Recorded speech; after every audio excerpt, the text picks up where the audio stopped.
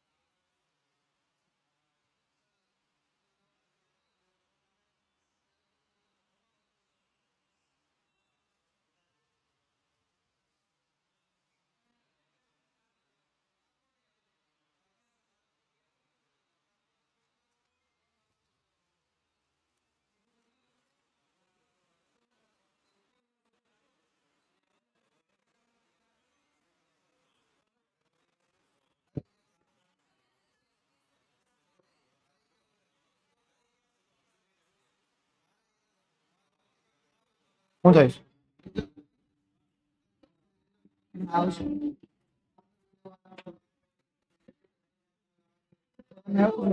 Start નથી થતું કીધું છે ટેકનિકલ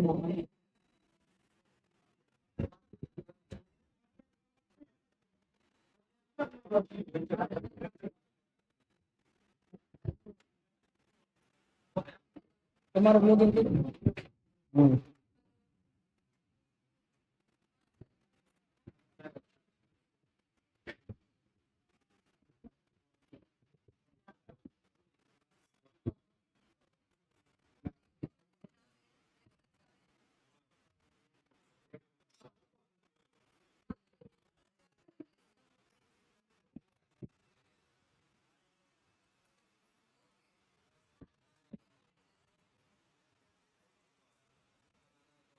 શું લખવાનું?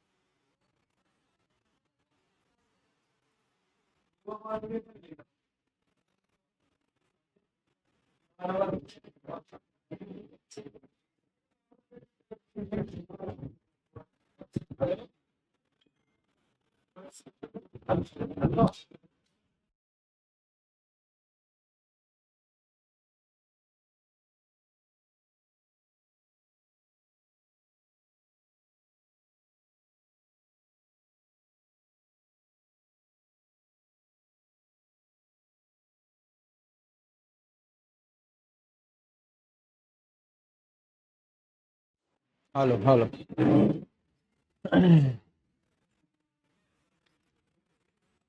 પહેલા ચાલુ થઈ ગયું? બોલો તો લેક્ચર સ્ટાર્ટ.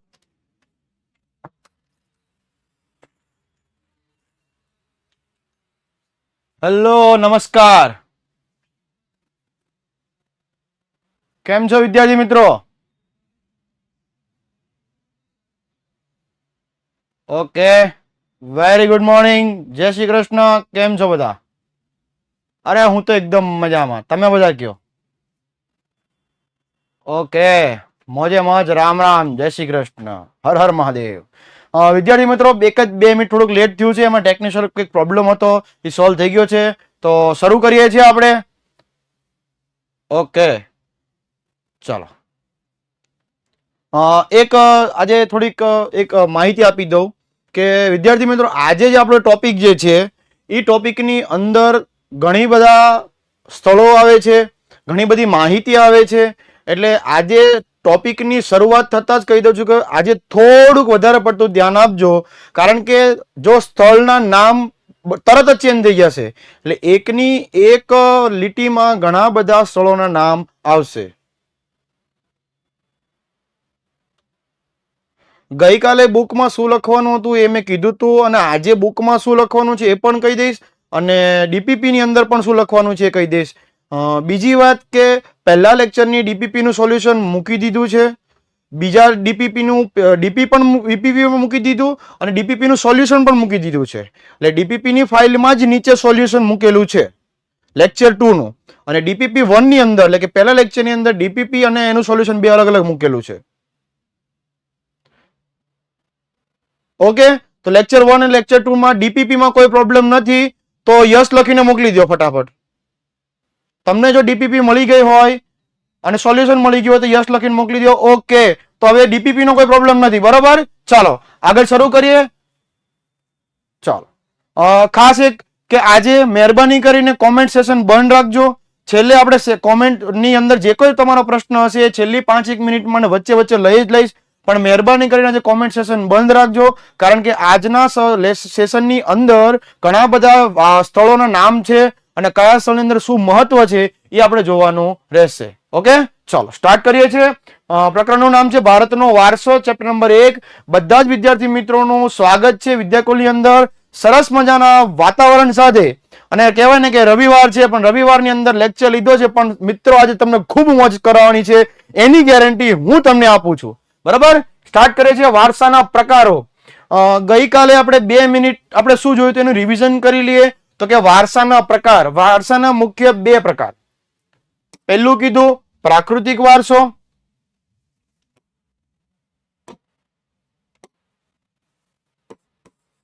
અને બીજું કીધું સાંસ્કૃતિક વારસો. પ્રાકૃતિક વારસાના કેટલાક આપણે તત્વો જોયા હતા કે ભૂમિ દ્રશ્યો છે, નદી છે, વનસ્પતિ જીવન છે અને વન્ય જીવન છે. આ ચારેય વિશે આપણે ગયા લેક્ચરની અંદર માહિતી મેળવી કે ભાઈ કોનું શું મહત્વ છે, નદીઓની અંદર શું હોય છે, નદી કઈ કઈ નદીઓનો સમાવેશ થાય છે, વન્ય જીવન શું છે, વનસ્પતિ જીવન શું છે, ઔષધિઓ શું છે, બરાબર, પર્યાવરણ શું છે, પર્યાવરણની ભેટ શું છે. આવી બધી જ પ્રકારની ચર્ચાઓ આપણે આ લેસનની અંદર કરી હતી. બરાબર, આજે આપણે શું શીખવાનું છે તો કે સાંસ્કૃતિક વારસાની સમજૂતી. આજે સાંસ્કૃતિક વારસો જે છે એના વિશે આપણે આજે ભણવાનું રહેશે. ગઈકાલે આપણે પ્રાકૃતિક વારસા વિશે ભણ્યા હતા. આજે સાંસ્કૃતિક વારસો એટલે શું, બરાબર, સાંસ્કૃતિક વારસો એટલે શું, આ આપણો પહેલો ટોપિક છે. બીજો ટોપિક રહેશે ગુજરાતનો સાંસ્કૃતિક વારસાના સ્થળો. અલગ અલગ જગ્યા હોય ને સાહેબ, એ અલગ અલગ જગ્યા વિશે આપણે માહિતી જોવાની છે. અને ત્યારબાદ જોવાનું છે કે ભારત ભૂમિ એટલે ભારતની અંદર રહેતા લોકો, વિભિન્ન પ્રકારની જે પ્રજાતિઓ આવી છે એની વાત આમાં કરવાના આવી છે. ચાલો, વોઇસ ઓકે છે? Voice okay? ઓકે, ચાલો શરૂઆત કરીએ છીએ. ચેપ્ટર નંબર 1, ભારતનો વારસો.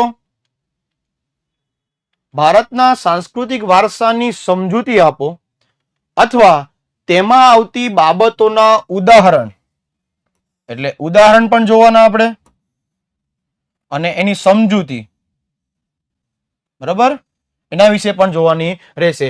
આ સવાલ જે છે એ 3 માર્કની અંદર આવે છે સાહેબ. બરાબર, 2 કે 3 માર્કની અંદરથી આ સવાલ આવે છે. આ ચેપ્ટરમાંથી 4 માર્કનો એકે સવાલ આવતો નથી. બરાબર, 2 અને 3 માર્કના સવાલ આવે છે. મોસ્ટ ઓફલી 2 માર્કનો અને 1 માર્કનો ઓબ્જેક્ટિવ એવી રીતે આવે છે, અથવા તો 2 માર્કનો જો એક ઓબ્જેક્ટિવ ન પૂછે તો ડાયરેક્ટ 3 માર્કનો પણ સવાલ પૂછી લે છે. ચાલો, જે લોકોને વોઇસમાં અને સ્ક્રીનમાં પ્રોબ્લેમ આવતો હોય તો આખી એપ્લિકેશનને બંધ કરી અને ફરીવાર ચાલુ કરો. ચાલો, ભારત જગતને વિવિધતાપૂર્ણ એટલે કે ભારત દેશની સંસ્કૃતિને આપણે વાત કરી કે વિવિધ સંસ્કૃતિનો દેશ છે. બરાબર, અને એ વારસાની ભેટ આપી છે. ભેટ એટલે ગિફ્ટ. ઓકે, ચાલો. સાંસ્કૃતિક વારસો એટલે તો કે માનવ સર્જિત વારસો. એક માર્કની અંદર વ્યાખ્યા આવે છે. સાંસ્કૃતિક વારસો એટલે શું? સાંસ્કૃતિક વારસો એટલે માનવ સર્જિત વારસો. બરાબર, કે જે માનવ સર્જિત એટલે માનવ દ્વારા જ બનાવેલું છે. માનવીએ પોતાની કુનેનો મતલબ થાય ચતુરાઈ,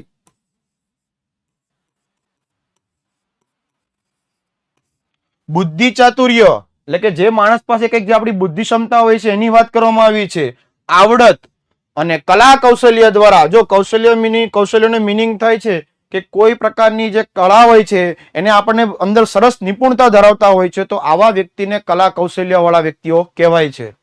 અને જે કઈ વસ્તુ જે પ્રાપ્ત કર્યું છે અથવા તો એનું સર્જન કર્યું છે, સર્જનનો મિનિંગ થાય બનાવ્યું છે, તેને સાંસ્કૃતિક વારસો કહે છે.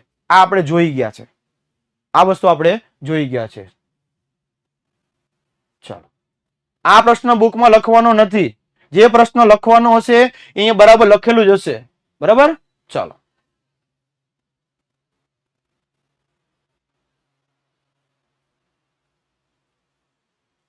કુને એટલે આવડત અને ચતુરાઈ. મેન શબ્દ એનો ચતુરાઈ થાય છે. બરાબર, આવડત પણ એને કહી શકાય છે.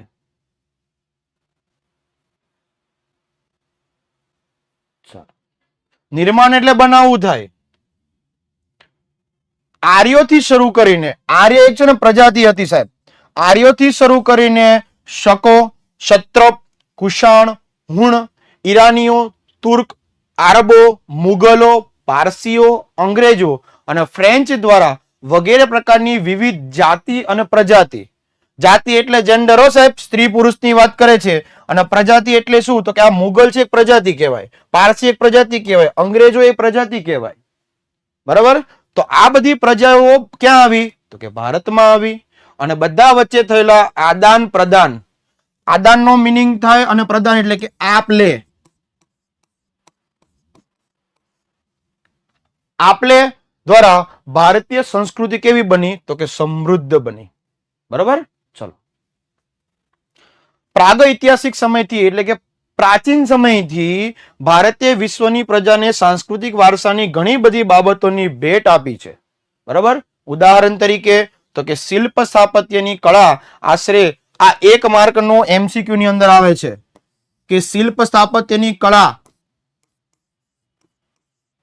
કેટલા વર્ષ જૂની છે? બરાબર, 5000 વર્ષ જૂની છે. શિલ્પ સ્થાપત્ય, શિલ્પ એટલે એક પ્રકારની મૂર્તિ, પણ મૂર્તિને કંડારવામાં આવે છે એટલે કે બનાવવામાં આવે છે. શિલ્પ સ્થાપત્ય આ છે ને આપણે 3જા ચેપ્ટરની અંદર ભણવાનું છે શિલ્પ સ્થાપત્ય વિશે. પણ શિલ્પ એટલે કે મૂર્તિ, પણ મૂર્તિ એટલે એવી મૂર્તિ કે જેને કંડારવામાં આવી એટલે કે બનાવવામાં આવી હોય. જેમાં સિંધુ ખીણ સંસ્કૃતિના પુરાતન અવશેષો, અવશેષ એટલો પુરાવા ગણી શકાય છે. બરાબર, આ બધી વસ્તુ જે છે પ્રાચીન સમયથી મળી આવી અને બધી જ વસ્તુના પુરાવા મળ્યા છે. એમાં ખાસ કરીને કીધું કે શિલ્પ સ્થાપત્ય કેટલા? તો કે 5000 વર્ષ પહેલા. આગળ જોઈએ કે જેમાંથી મળી આવેલા દેવી દેવતાઓની પ્રતિમાઓ, માનવ શિલ્પો, પશુઓ, રમકડા, દાઢીવાળા પુરુષો. જો અહીંયા દાઢીવાળા પુરુષનું અહીંયા ચિત્ર આપેલું છે, દેખાણું? શિલ્પ એટલે મૂર્તિ, નર્તક એટલે નૃત્ય કરનાર વ્યક્તિ. બરાબર, નર્તકીની મૂર્તિઓ જોઈને આપણે આપણા સાંસ્કૃતિક વારસા પ્રત્યે સ્વાભિમાન અને ગૌરવ. બરાબર, સ્વાભિમાન એટલે કહેવાય ને કે ગૌરવ લઈ શકાય એવી લાગણી થાય. સ્વાભિમાનનો અંગ્રેજી થાય સેલ્ફ રિસ્પેક્ટ. બરાબર, સ્વાભિમાન અને ગૌરવની લાગણી જન્મે છે. ચલો આગળ. આ જ ક્રમમાં મૌર્ય યુગમાં ઊંધા કમળ ની આકૃતિ ઉપર સિંહ અને વૃષભ. આ વૃષભ છે ને એક પ્રકારની રાશિ જે છે. આ વૃષભનું જો અહીંયા મેં ચિત્ર આપી દીધું, મેં દેખાણું? ચાલો, વૃષભની શિલ્પ બુદ્ધની પ્રજ્ઞા પરિમત્તાનું શિલ્પ એટલે કે બુદ્ધ ભગવાનની જે મૂર્તિઓ હોય એનું, સારનાથનું ધર્મચક્ર પ્રવર્તન વાળા મહાત્મા ગૌતમ બુદ્ધની પ્રતિમાઓ, આ બધી મૂર્તિઓની વાત કરે છે ટૂંકમાં. બરાબર, અને તે પછીના કાલખંડ એટલે કે સમય અંતરે, કાલખંડ એટલે સમયાંતરે અમુક સમય પછી જૈન તીર્થકારોની પ્રતિમાઓ, રાષ્ટ્રકૂટ રાજાઓના સમયની ઇલોરાની ગુફાઓ, આ ઇલોરાની ગુફા છે ને આપણે 6થા ચેપ્ટર ની અંદર શીખવાનું છે. અજંતા, ઇલોરા, બરાબર, અને એલિફન્ટાની ગુફાઓ, આ 3 ગુફાઓ વિશે આપણે જોવાનું છે. ચાલો, નિહાળતા આપણને આપણા સાંસ્કૃતિક વારસા પ્રત્યે આદર અને ગર્વ થાય છે. આ બધો સાહેબ આપણો ભારતીય સાંસ્કૃતિક વારસો છે. ભારત દેશની અંદર કહેવાય સાહેબ સંતોનો દેશ છે, મહંતોનો દેશ છે, ઋષિઓનો દેશ છે. આ દેશની અંદર કેટલી વિશેષતાઓ આપી સાહેબ, બરાબર. બાકી બધા દેશને માં નથી કહેવામાં આવતું, પણ ભારત દેશને જ માં કેમ કહેવામાં આવે છે? તો કે આ દેશની અંદર આટલી બધી વસ્તુઓ જોવા મળે છે. ભગવાન, દેવી, દેવતાઓ, સંસ્કૃતિ, રાશિ, સિંહ, પ્રાણીઓ, પશુઓ, અલગ અલગ ધર્મના લોકો, ભાષાના લોકો, આ બધા જ વસ્તુઓ આવેલી છે ને એટલા માટે ભારત દેશને મહાન કહેવામાં આવે છે. બોલો ભારત માતા કી જય. ચાલો, ભારતીય હોવાનું આપણને ગર્વ હોવું જોઈએ સાહેબ. ભારતના વ્યક્તિઓ એવું કહેવાય છે કે માટીનું ઋણ પણ આપણે ચૂકવવું પડે. ભારતમાં રહો છો તો માટીનું ઋણ પણ ચૂકવવું પડે. દેશને પ્રેમ કરવો પડે. દેશદાસની આપણી પાસે ભાવના હોવી જોઈએ કે જ્યારે જ્યારે મારા દેશને જરૂર પડશે ત્યારે સૌથી પહેલો સાથ મારો હશે. બરાબર. ચાલો આગળ જોઈએ કે આપણી સંસ્કૃતિના વારસાની અંદર મંદિરો, શિલાલેખો છે ને, અશોકના શિલાલેખો આવશે. બરાબર. જો અશોકના શિલાલેખ આવી ગયો છે એટલે એક પ્રકારનો મોટો પથ્થર હોય. શિલાલેખ એટલે એક પ્રકારનો મોટો પથ્થર હોય અને એના પર અમુક જે ભાષાઓ હોય છે કે લિપિ હોય છે ને કંડારવામાં આવે છે, એટલે કે દોરવામાં આવે છે. જો જૂની જૂની અક્ષરો તમને દેખાતા હશે. બરાબર. ચલો, એ અશોકના શિલાલેખો અહીંયા આપેલી દીધું ચિત્ર. સ્તૂપનું વિશે આપણે ધોરણ ચેપ્ટર નંબર 6 માં ભણવાનું છે કે ભગવાન બૌદ્ધના દેહાવશેષો એટલે કે એના જે કહેવાય ને કે અસ્થિઓ એને એક પાત્રમાં મૂકી એના પર ગોળ ગુબ્બજ જેવો આકાર બનાવવામાં આવે છે, એને સ્તૂપ કહેવામાં આવે છે. ભગવાન બૌદ્ધનું, બરાબર, એનું મંદિર કહેવાય એક ટાઈપમાં આપણું. વિહાર એટલે ભગવાન બૌદ્ધના જે લોકો હોય છે, એના જે સંતો હોય છે એને રહેવાની જગ્યા. ચૈત્ય ભગવાન બૌદ્ધના પૂજા કરવાનું સ્થળ.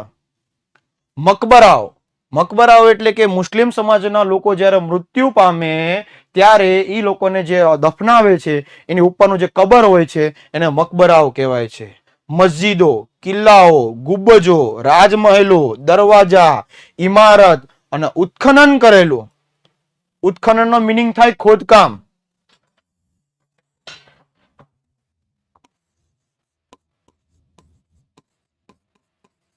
ખોદકામ કરેલા સ્થળોને ઐતિહાસિક વારસાની અંદર સમાવેશ કરવામાં આવે છે. ચાલો આગળ જોઈએ તો આજનું પંચાંગ અને આગળ એમ કીધું કે સ્વતંત્ર સંગ્રામના ઐતિહાસિક સ્થળ તરીકે સાબરમતી આશ્રમ, દાંડી, બારડોલી, વર્ધા, શાંતિનિકેતન કોલકાતામાં આવ્યું છે વગેરે સાંસ્કૃતિક વારસાના સ્થળો છે. આ બધા છે ને આશ્રમો છે સાહેબ. બરાબર. સાબરમતી આશ્રમ તો કે અમદાવાદ, દાંડી તો કે અહીંયા નવસારી પાસે આવ્યું. બરાબર. સાબરમતી આશ્રમ થી શરૂ કરી અને દાંડી પાસે આશ્રમ પાસે દાંડીના દરિયા કિનારે જઈ અને મહાત્મા ગાંધીજીએ મીઠું ઉપાડી અને કીધું કે આજ સે મેને નમક કા કાનૂન તોડ દિયા. બરાબર. ચલો, દાંડી યાત્રા સરસ મજાની સાહેબ. અને ગાંધીજીનું જ્યારે નામ આવે ત્યારે સરસ મજાને એમાંય સાબરમતી આશ્રમને યાદ કર્યો છે એમ કહી શકાય કે વૈષ્ણવજન તો તેને રે કહીએ રે પીર પડાઈ જાને રે પર ઉપકાર કરી માનય અભિમાનનું આન જાયનું જાન રે વૈષ્ણવજન તો તેને રે કહીએ રે. ચાલો,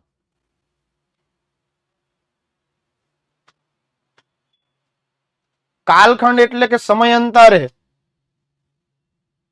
ગુબ્બજ એટલે ગોળ આકારનો જે એક મહેલ હોય એને ગુબ્બજ કહેવાય. ચાલો આગળ જઈએ.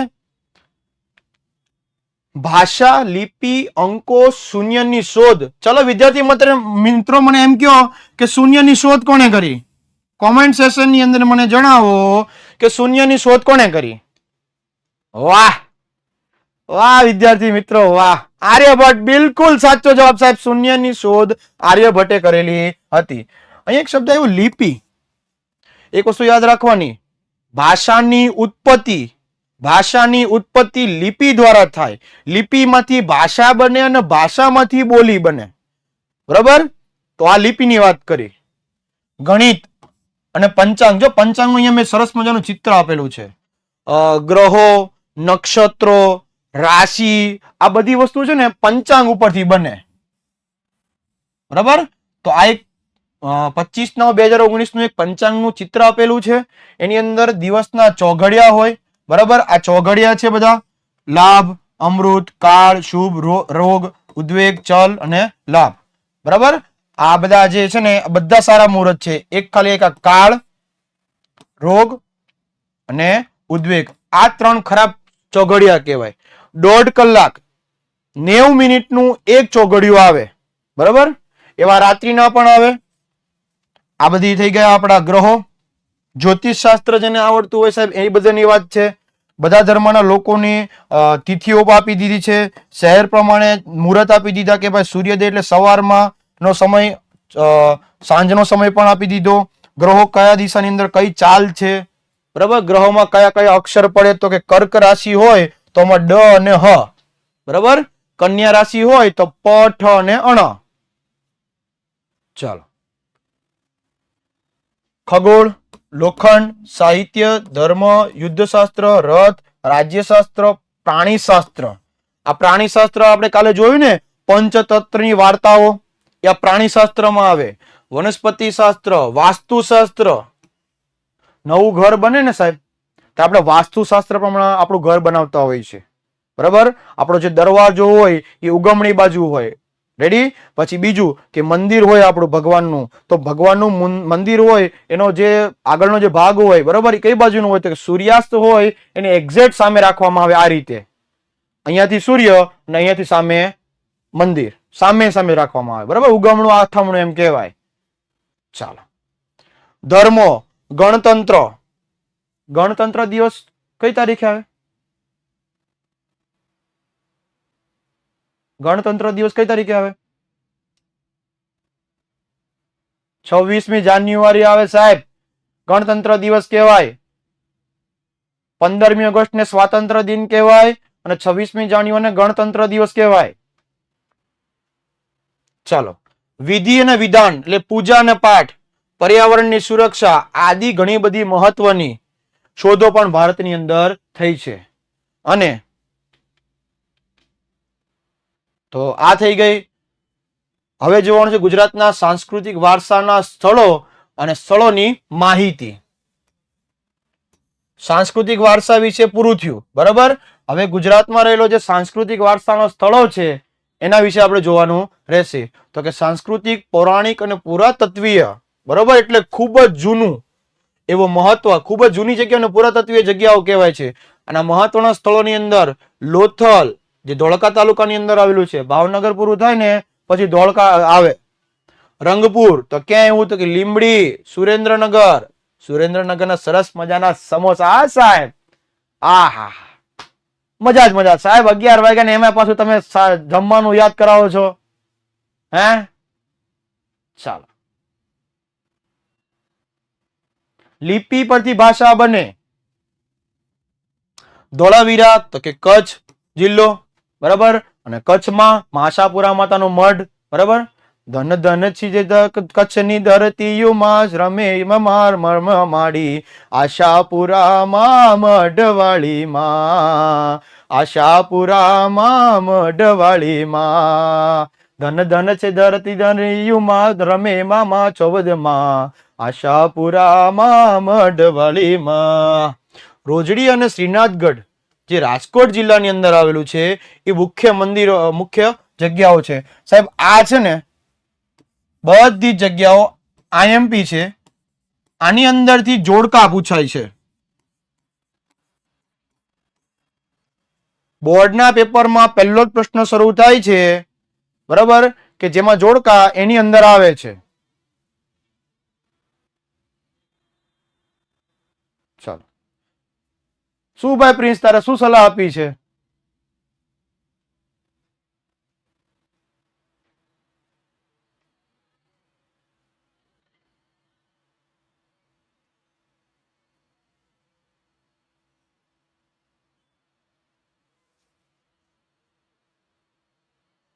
છેલ્લો ટોપિક ફરીથી સમજાવો. આની વાત કરો છો? તો આ બધા જે હતા ને એ આશ્રમના નામ હતા, બરાબર. અને આ બધા આશ્રમની અંદર જે ઐતિહાસિક સ્થળની અંદર સમાવેશ કરવામાં આવ્યો છે.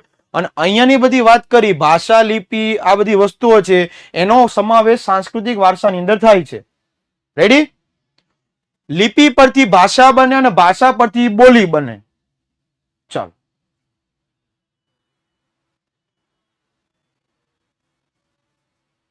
ઓકે, ચાલો. આ ટોપિક ની અંદર એવું જોવાનું છે આપણે કે સાંસ્કૃતિક વારસાના સ્થળો કયા કયા છે. તો આ બધા સાંસ્કૃતિક વારસાના સ્થળો છે લોથલ, રંગપુર, ધોળાવીરા, રોજડી, રાજકોટ જિલ્લા, એ બધાના સ્થળો છે. ત્યારબાદ કીધું વડનગરનું કીર્તિ તોરણ, જુનાગઢમાં આવેલા સમ્રાટ અશોકના શિલાલેખો, મોઢેરાનું સૂર્ય મંદિર, ચાંપાનેરનો દરવાજો, સિદ્ધપુરનું રુદ્ર મહાલય, વિરમગામનું મુનસર તળાવ, અમદાવાદની જામા મસ્જિદ, ઝુલતા મિનારા, સીદી સૈયદની જાળી, હઠીસિંહના દેરા, આ અમદાવાદમાં જ છે. આટલી વસ્તુ જે છે બધી એ બધી અમદાવાદની જ છે પછી, બરાબર. જો અહીંયા મેં ઝુલતા મિનારાનું ચિત્ર મૂકી દીધું. ઓકે, ચાલો.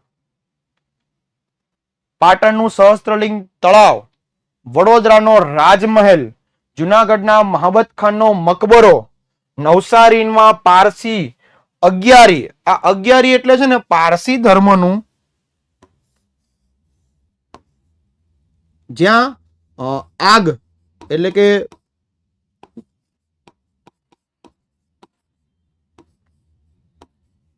પારસી ધર્મનું જે અગિયારી કહેવાય કે જ્યાં આગ જે છે ને કન્ટિન્યુ ચાલુ હોય છે, બરાબર. એક સરસ મજાનું ઐતિહાસિક સ્થળ છે, એમાં સમાવેશ કરવામાં આવે છે. આ બધી વસ્તુનો સમાવેશ, બધી જ સ્થળોનો સમાવેશ સાંસ્કૃતિક વારસાના સ્થળ તરીકે થાય છે, બરાબર. આમાંથી જોડકા આવે છે કે કયું શહેર કઈ જગ્યા પર છે. જામા મસ્જિદ ક્યાં? તો કે અમદાવાદ, બરાબર. સહસ્ત્રલિંગ તળાવ ક્યાં? તો કે પાટણ. રાજમહેલ ક્યાં? તો કે વડોદરા. મહારાણા સયાજીરાવ ગાયકવાડ, બરાબર. અને એના નામ પરથી જ પડી MS યુનિવર્સિટી. ચાલો આગળ જઈએ. જગતગુરુ શંકરાચાર્યનું શારદા પીઠ, બરાબર. 12 જ્યોતિર્લિંગ પૈકીનું સોમનાથ મંદિર, બરાબર. સોમનાથ મંદિર, બોલો હર હર મહાદેવ.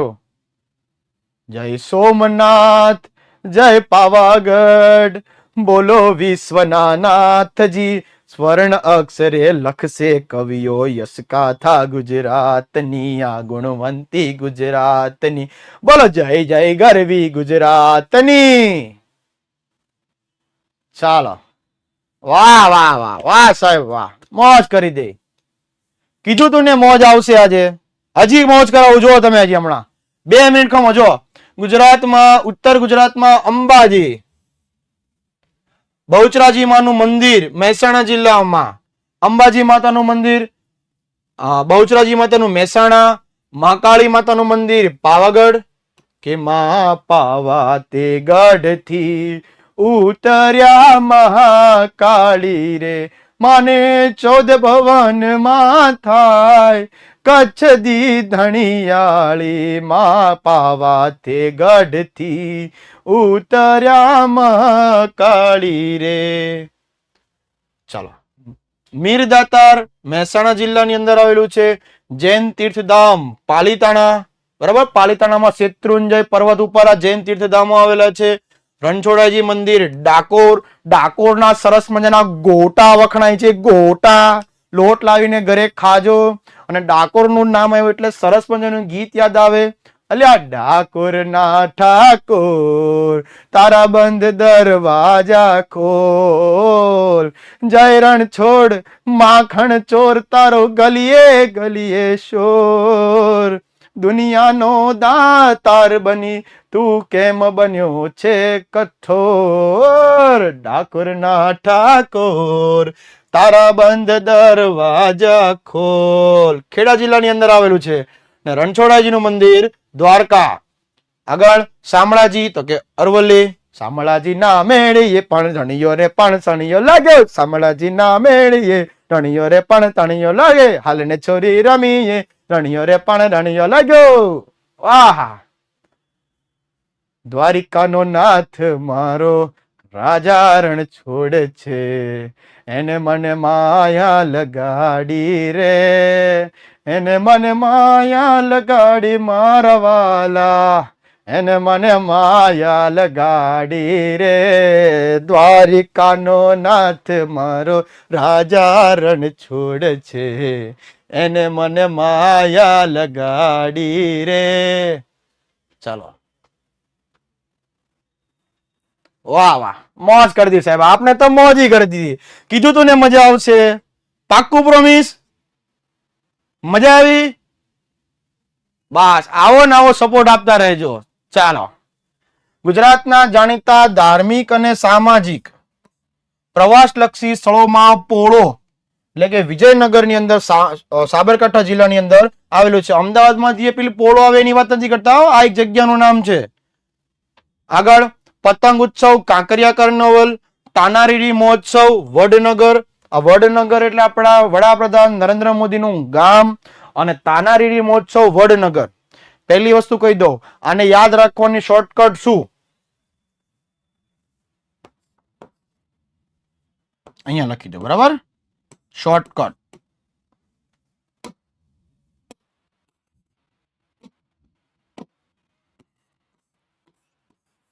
એસસી લખી દો, શોર્ટકટ. 15મી સદીમાં નરસિંહ મહેતા થઈ ગયા. ચોગ્યું. નરસિંહ મહેતા થઈ ગયા.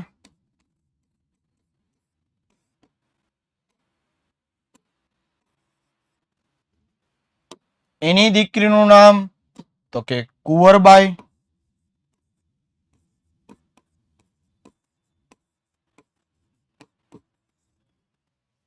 પંદરમી સદીમાં નરસિંહ મહેતા થઈ ગયા. નરસિંહ મહેતાની દીકરીનું નામ એટલે કુંવરબાઈ, અને કુંવરબાઈના નામ પરથી જ કુંવરબાઈનું મામેરું મળે છે. જે દીકરીના લગ્ન થઈ ગયા હોય એવા દીકરીઓને કુંવરબાઈનું મામેરું મળે છે, બરાબર? તો 15મી સદીમાં નરસિંહ મહેતા થઈ ગયા, એની દીકરીનું નામ કુંવરબાઈ. કુંવરબાઈ ગુજરાતના વડનગર સાસરે એને બે દીકરીને જન્મ આપ્યો, એકનું નામ તાના અને બીજું નામ રીરી. થઈ ગઈ શોર્ટકટ યાદ?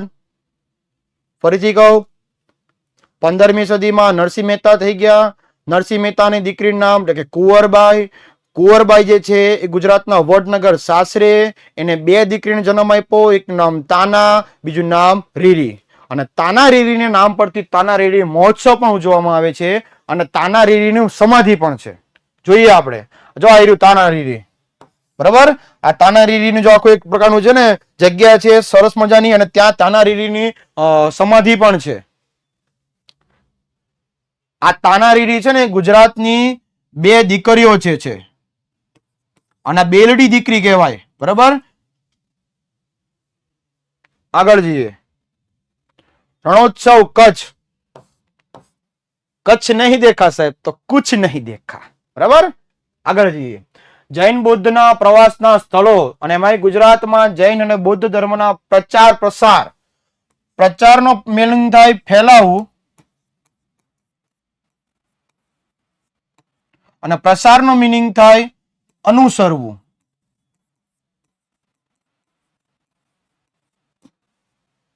બરાબર? પ્રચાર પ્રસાર થયેલો છે, જેના આધારે ગુજરાતમાં વડનગર, તારંગા, ખંભાલીડા, જુનાગઢ આ બધી જગ્યાના નામ છે. શામળાજી, કોટેશ્વર, તળાજા, ઢાંગ, ઝઘડિયા અમદાવાદ પાસે આવ્યું છે. વગેરે સ્થળોએ બૌદ્ધ અને જૈન ધર્મના ગુફાઓ જોવા મળી છે. ચાલો, આ જૈન ધર્મ અને આ બૌદ્ધ ધર્મ. બરાબર. ચલો આગળ જોઈએ તો ગુજરાતના મેળાઓ. સૌથી પહેલા તો મને એમ કહો કે તમને આજે ગુજરાતના મેળાનું કોષ્ટક દેખાય છે?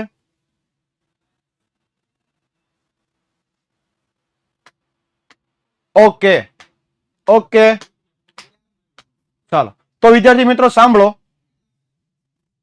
મોસ્ટ આઈએમપી ગુજરાતના મેળાઓ મોસ્ટ આઈએમપી સવાલ છે અને તમારે આ સવાલ બુકમાં લખવાનો છે એક વખત. અને આમાંથી શું પૂછાય છે તો કે જોડકા, એમસીક્યુ, ખાલી જગ્યા અને એક વાક્યના. ટૂંકમાં શોર્ટ ક્વેશ્ચન બધા આમાંથી પૂછાય છે. બરાબર. ચાલો, અને ગયા જ વર્ષે આમાંથી એક સવાલ બોર્ડનો હતો જ. રેડી? ચાલો, તો જોઈએ. મોઢેરાનો મેળો. મોઢેરામાં મહેસાણા શ્રાવણ વદ અમાસ. આમાંથી પ્રશ્ન એ રીતે પૂછાય કે ધારો કે ભવનાથનો મેળો જે છે એ ક્યાં આવેલો છે તો કે ગિરનાર. બીજો પ્રશ્ન એમ પૂછી શકાય કે ભાઈ ભવનાથનો જે મેળો જે છે એ મેળાનો સમયગાળો કયો તો કે મહાવદ 9 થી 12. એટલે આ રીતે બે પ્રશ્ન રીતે પૂછાય છે. ચાલો, બહુચરાજીનો મેળો તો કે બહુચરાજી મહેસાણામાં ચૈત્ર વદ પૂનમ. શામળાજી કાળિયા ઠાકોરનો મેળો શામળાજી અરવલ્લીમાં કારતક સુદ 11 થી. ભાદરવી પૂનમનો મેળો અંબાજી બનાસકાંઠા ભાદરવા સુદ પૂનમથી. ભવનાથનો મેળો ગિરનાર જુનાગઢ મહાશિવરાત્રીને દિવસે ભરાય છે સાહેબ આ મેળો. બરાબર.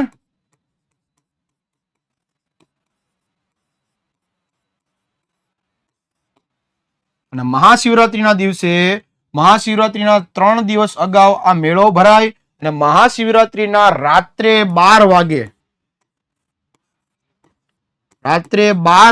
એક્ઝેક્ટ 12 વાગે જે ભવનાથની અંદર જુનાગઢની અંદર જે સાધુઓ હોય છે એ સાધુઓ મુરગી કુંડની અંદર નાહવા માટે જાય છે.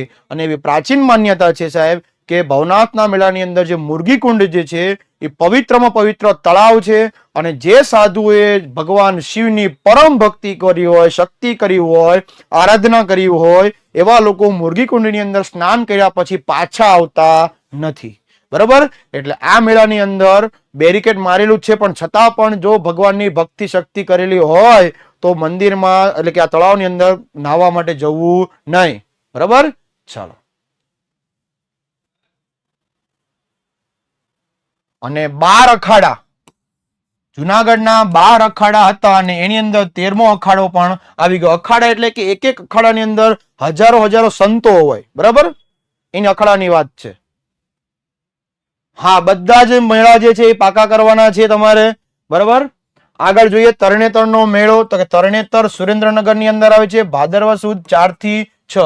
તરણેતરનો મેળો જામ્યો મેળે જામે જઈએ હે હલને છોડી રમીએ રે હલને છોડી રમીએ મેળો જામ્યો મેળે તરણેતરનો મેળો જામ્યો મેળે જાવ્યા જઈએ. ચાલો, બેન કોણ છે? પ્રિન્સભાઈ હું સુરત થી જ છું. બરાબર. ચાલો જઈએ. ચાલો, ભડિયાદનો મેળો તો કે ભડિયાદ અમદાવાદ પાસે આવ્યું છે. નકળંગનો મેળો કાળિયાક ભાવનગર. માધવપુર પોરબંદર. વૌઠાનો મેળો ધોળકા કારતક સુદ પૂનમ. મીરદાતારનો મેળો ઉનવા. ડાંગ દરબારનો મેળો આહવા. ગોળ ગધેડાનો મેળો ગરબડા.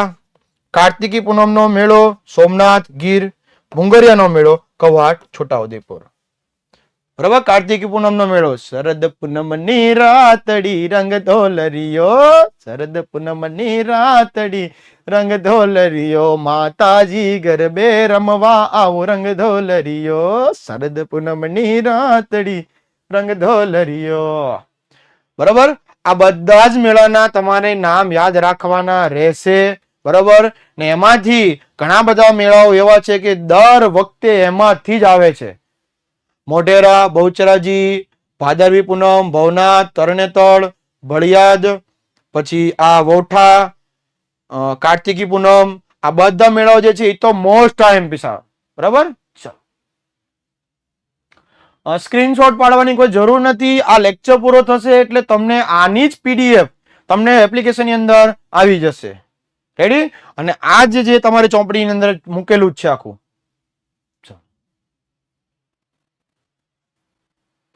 ખેડાઓ ચોક્કસ આવશું ત્યારે તમને જણાવશું. કયા વિદ્યાર્થી મિત્રો કયા કયા શહેરના છે જણાવજો મને. સેશન ની અંદર તમારું શહેરનું નામ લખી દો.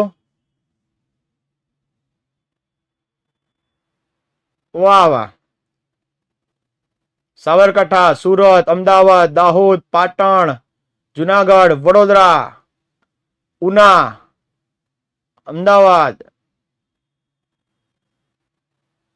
Modasa, Kheda, Gandhidham, Sabarkantha, Bharuch. Okay okay okay, ચલો થેન્ક યુ વેરી મચ. આગળ જઈએ તો મેળાનું સરસ મજાનું ચિત્ર પણ અહીંયા આપેલું છે, બરાબર. મેળો ભરાય ત્યારે સરસ મજાના મેળાની અંદર આનંદ અને ઉત્સવ મનાવવા માટે આપણે બધા મેળાની અંદર જતા હોય છીએ. ચાલો આગળ જઈએ તો ભારત ભૂમિ અને તેના લોકો. ભારતની અંદર અલગ અલગ પ્રજાતિના ઘણા બધા લોકો રહેતા હોય છે અને એની અંદર ભારતની અંદર જોવા મળતી અન્ય પ્રજાતિઓ કઈ કઈ છે એ પ્રજાતિ વિશે આપણે આ ટોપિકની અંદર જોવાનું રહેશે, બરાબર. ચાલો. આદિમાનવ ભારતમાં જ તેમજ પૂર્વ દક્ષિણ આફ્રિકામાંથી એક સાથે ઉત્પન્ન થયા, બરાબર. ઉત્પન્ન થયા એટલે કે ઉભા થયા છે, જોવા મળે છે.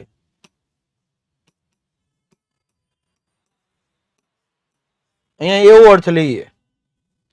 ભારતના ભાતીગળ વારસાને અને સમૃદ્ધિના આકર્ષણના કારણે અનેક વિદેશી પ્રજાઓએ ભારત તરફ આકર્ષાઈને અનેક જાતિઓ આવેલી છે, બરાબર.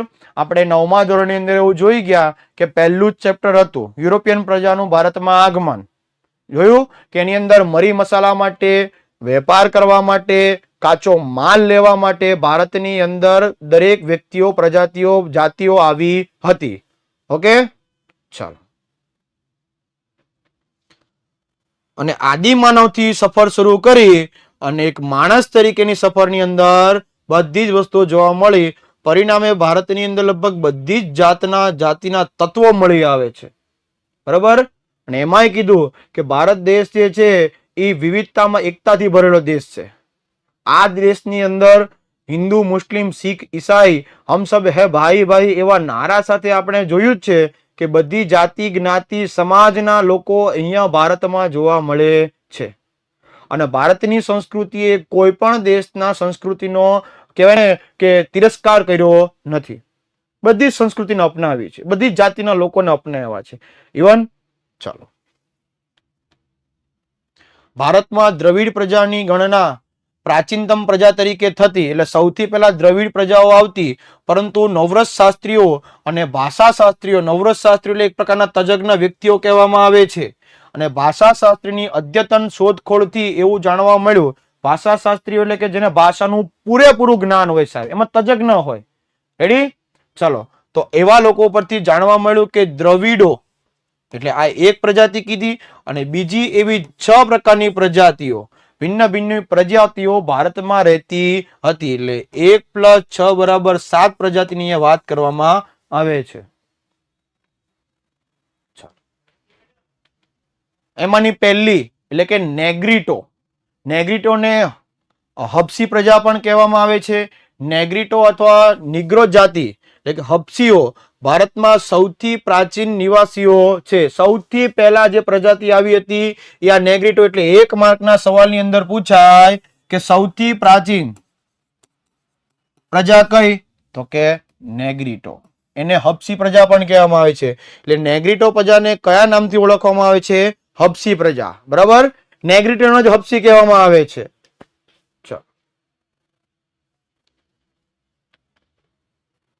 અહીંયા નેગ્રીટો પ્રજાનું એક ચિત્ર આપેલું છે.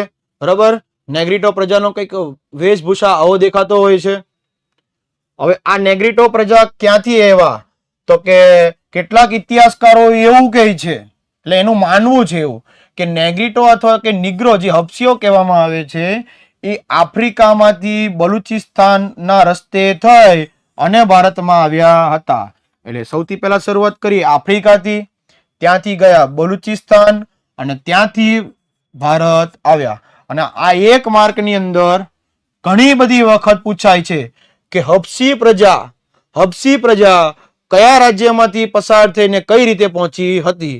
બરાબર, અથવા તો એમ પૂછે કે હબસી પ્રજા જે છે બરાબર એ કયા રાજ્યમાં કઈ વિસ્તારમાંથી જોવા મળી છે? તો લખવાનું છે આફ્રિકાના બલુચિસ્તાનમાંથી.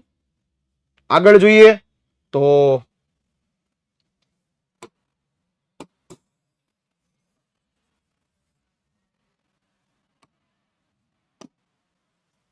આફ્રિકામાંથી બલુચિસ્તાન ને બલુચિસ્તાન રસ્તે થઈને ભારત. રેડી? ચલો. તેઓનો વર્ણ એટલે કે એનો આકાર કેવા દેખાતા હતા? તો કે શ્યામ. બરાબર, શ્યામ એટલે નહીં કાળા નહીં ધોળા. ઓકે, સોરી, શ્યામ એટલે એકદમ કાળા. ગૌવર્ણ એટલે નહીં ધોળા નહીં કાળા. રેડી? ચલો. શ્યામ વર્ણ, અને એમાંય પાછું એનું કીધું કે 4 થી 5 ફૂટ ઊંચા, એટલે કે ઊંચાઈ, અને માથે વાંકડિયા વાળ ધરાવે છે. અહીંયા વાંકડિયા વાળ છે આ લોકોના. દેખાણું? ચાલો આગળ જોઈએ. આ હબસી પ્રજાનું એક સરસ મજાનું ચિત્ર આપેલું છે. અને અહીંયા આપણે નેગ્રીટો પ્રજા વિશે ભણ્યા છે. આવતીકાલથી નેગ્રીટો પ્રજાથી આગળની પ્રજાઓ વિશે ભણવાનું રહેશે.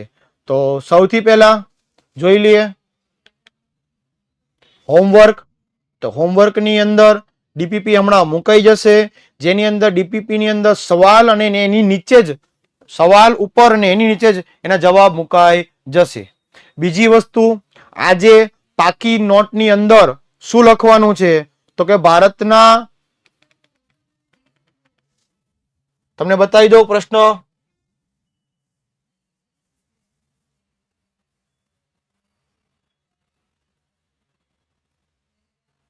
આ પ્રશ્ન તમારે લખવાનો છે બુકની અંદર. ગુજરાતના સાંસ્કૃતિક વારસાના સ્થળો, ગુજરાતના સાંસ્કૃતિક વારસાના સ્થળો બુકની અંદર લખવાનું છે એકવાર. અને બીજો પ્રશ્ન લખવાનો છે આ ગુજરાતના મેળાઓ. આ મેળાનું આખું કોષ્ટક જે છે એ પાકી બુકની અંદર લખવાનું રહેશે. બરાબર, ચાલો.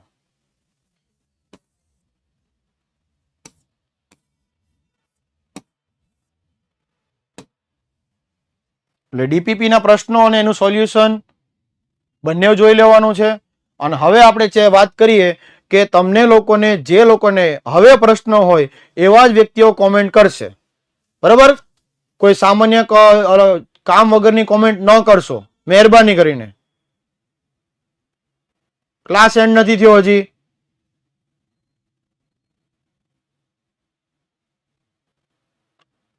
હા, આજે એક જ લેક્ચર છે આઈ થિંક છો.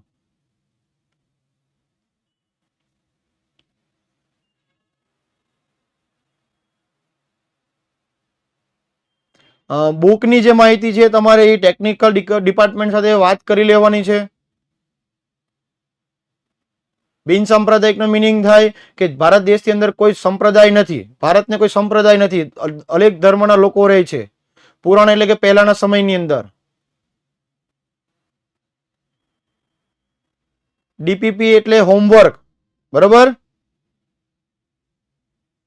વિદ્યાકુલની બુક લેવી, મારા મત પ્રમાણે હું તમને સજેશન એ આપું કે બુકની અંદર તમને શોર્ટ ક્વેશ્ચન એટલે કે એમસીક્યુ, ખરા ખોટા, જોડકા, ખાલી જગ્યા મૂકેલી છે. બીજું 2 માર્કના, 3 માર્કના, 4 માર્કના સવાલ મૂકેલા છે. આગળ નકશા મૂકેલા છે. એટલે બધા જ પ્રશ્નોનું ઉપર પ્રશ્ન, નીચે જવાબ, પછી કયો પ્રશ્ન કઈ રીતે પૂછાય છે એ પણ લખેલું છે. અને ગયા વર્ષના પેપરમાં કયા પ્રશ્ન પૂછાણા હતા, એના ગયા વર્ષમાં કઈ રીતે પૂછાણા, તમે ટૂંકમાં એમ કહું ને કે બુક તમને એકદમ શ્રેષ્ઠ માર્ગદર્શનનો રસ્તો છે. ટાઈમ ટેબલ હમણાં મુકાઈ જશે. દ્રવિડ એક પ્રકારની પ્રજાતિ છે.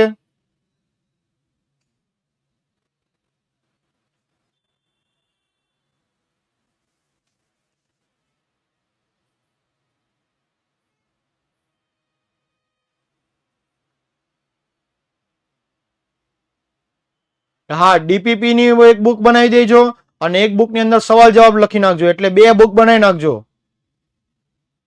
હા, પ્રાઇઝ જે છે તમે જે કહો છો એ પ્રાઇઝ ની અંદર તમે એક સાથે ઘણા બધા વિષયની બુક લેશો તો તમને ડિસ્કાઉન્ટ પણ મળશે, અને તમે બધી જ બુકો એટલે કે બધા જ વિષયની બુકો લેશો તો તમને એનાથી પણ વધારે ડિસ્કાઉન્ટ મળશે. અને એમાંય પાછું જો ગ્રુપ પ્રમાણે લેશો બરાબર તો એમાંય ડિસ્કાઉન્ટ મળી જશે. ચાલો, એક એક બુક નહીં લેતા, એક સાથે બધા જ વિષયની બુક લઈ લેજો. કિંમત અને ડિસ્કાઉન્ટ ટેકનિકલ ડિપાર્ટમેન્ટ સાથે વાત કરીને તમે લઈ શકો છો.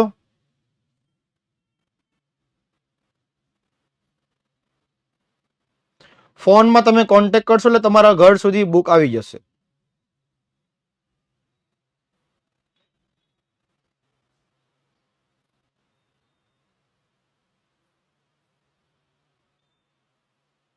બુક લેવા માટે નંબર આપેલો છે 992444 વાળો નંબર. હા, તમારા ઘર સુધી આવી જશે કુરિયરમાં. આચાર વિચારો એટલે કે એક તમારા જે વિચારો છે બીજા સાથે તમે શેર કરો છો.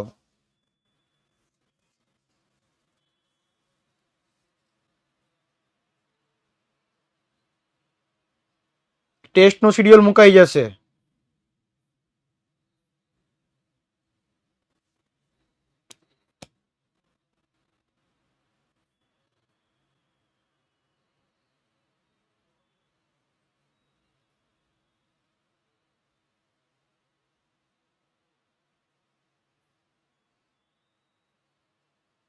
હવે તમને કોઈ સમસ્યા ન હોય તો આજના સેશનની અંદર મજા આવી હોય તો લખીને મોકલી શકો. મજા આવી? ઓકે.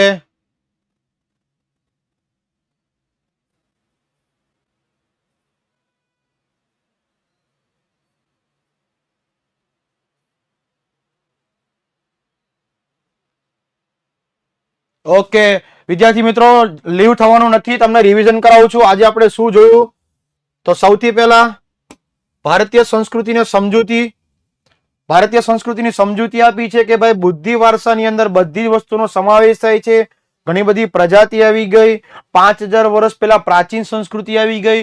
સિંધુ ખીણની સંસ્કૃતિ આવી ગઈ છે અને એના અવશેષો મળ્યા છે. એના પછી આપણે જોયું કે ભાઈ દાઢીવાળા પુરુષ, વૃષભની આકૃતિ, બરાબર, ભગવાન બુદ્ધની પ્રતિમાઓ, ઊંધા કમળની પ્રતિમાઓ, અજંતા ઇલોરાની ગુફાઓ એ આપણા વારસાની અંદર ગર્વ અનુભવે છે. ત્યારબાદ જોયું મંદિરો, મસ્જિદો, સ્તૂપો, ચૈત્યો, મકબરાઓ, ગુબ્બજો, ઇમારતો અને ઉત્ખનન બધી વસ્તુઓનો સમાવેશ થાય છે. ચાલો, એના પછીની વાત જોઈ કે સ્વતંત્ર સંગ્રામની અંદર આ બધા જ આશ્રમો હતા. બરાબર, આ બધા જ આશ્રમની અંદર પણ એ આપણી ઓળખ છે વારસા તરીકે. ચાલો, ત્યારબાદ જોયું કે ભાષા, લિપિ, ગણિત, લોખંડ, સાહિત્ય, પ્રાણીશાસ્ત્ર, વનસ્પતિ શાસ્ત્ર એ બધું પણ ભારતની એક સંસ્કૃતિ તરીકે ઓળખવામાં આવે છે. પંચાંગ વિશે જોયું. બરાબર, એકની એક વસ્તુને તમે લખશો, વારંવાર લખશો એટલે યાદ રહેશે જ. બરાબર, ભાતનું ભાતીગળ એટલે વિભિન્ન પ્રકારનો.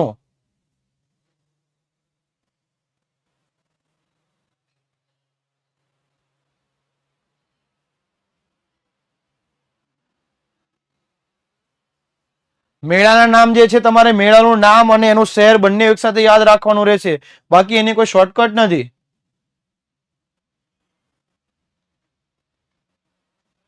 ચાલો,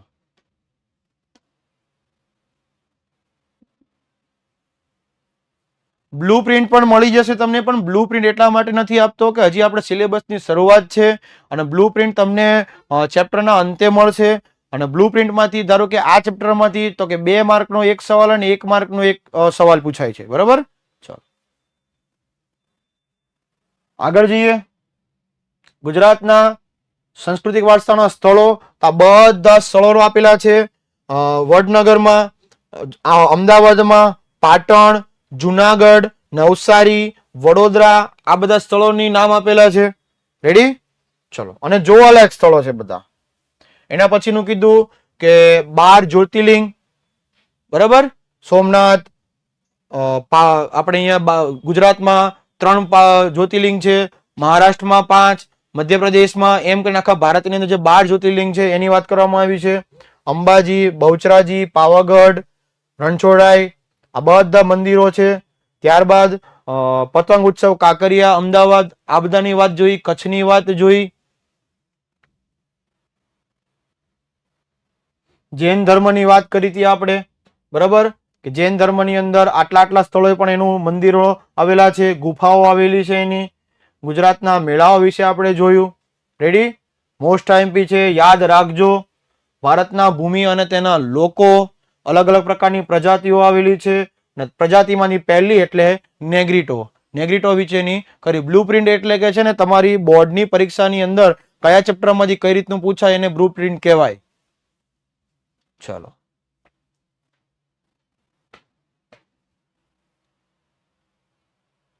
આગળ જોઈએ તો આવનાર લેક્ચરની અંદર શું જોવાનું કે ભારતના ભૂમિના લોકો આપણે જે પહેલું જે જોયું છે આ નેગ્રીટો, અને નેગ્રીટોથી આગળ જે પ્રજાતિ આવશે એના વિશે જોવાનું છે. અને ભારતના વારસાનું જતન અને સંરક્ષણ, આ બંને ટોપિક કરી અને આપણે આ ચેપ્ટરનું પૂર્ણ કરવાનું રહેશે. ઓકે, ચાલો તો મળીએ છીએ આવતા લેક્ચરની અંદર. ત્યાં સુધી રજા લો બધા મિત્રોને. Take care, bye. મળીએ છીએ આવતા લેક્ચરની અંદર. ત્યાં સુધી જય શ્રી કૃષ્ણ, જય હિન્દ.